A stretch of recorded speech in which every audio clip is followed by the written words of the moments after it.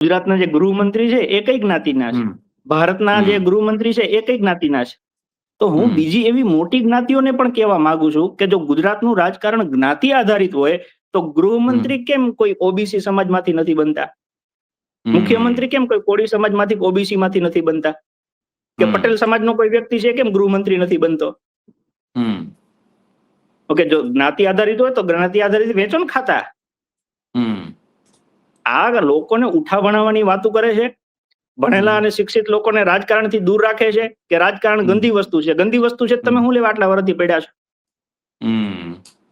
રાજકારણ એ સારા લોકો માટે છે. હું ગુજરાતની જનતાને અપીલ કરું છું કે જે લોકોને ઈશ્વરે કંઈક સારી બુદ્ધિ આપેલી છે, સારો વિવેક આપેલો છે, એ લોકોએ રાજનીતિમાં પોતાને જે સમજણ પડે એ પ્રમાણે લોકો સામે વાત કરવી જોઈએ, બોલવું જોઈએ અને લોક ઉપયોગી મુદ્દા છે એ ઉઠાવવા જોઈએ. લોકોની સેવા તમે વિચારોથી પણ કરી શકો છો. એટલે તમારી પાસે સારા મુદ્દા હોય કે જેના બેઝ ઉપર માની લો કે 2022માં જયારે આમ આદમી પાર્ટીની ચૂંટણીનો જે મેનિફેસ્ટો ડિક્લેર થયો કે ભાઈ 300 યુનિટ સુધી વીજળી છે એ ગુજરાતના જનતાને ફ્રી આપવાની છે. તો માની લો કે કદાચ કોઈ સક્ષમ વ્યક્તિ હોય તો એને એવું બને કે ભાઈ મારે વીજળીની જરૂર નથી. પણ તમારા મત આપવાથી ગુજરાતને એવા 50 લાખ લોકો છે, 50 લાખ એવા ઘર છે કે જેનું મહિને 1000 થી 2000 કે 3000 સુધીનું બિલ છે એ માફ થઈ શકે છે.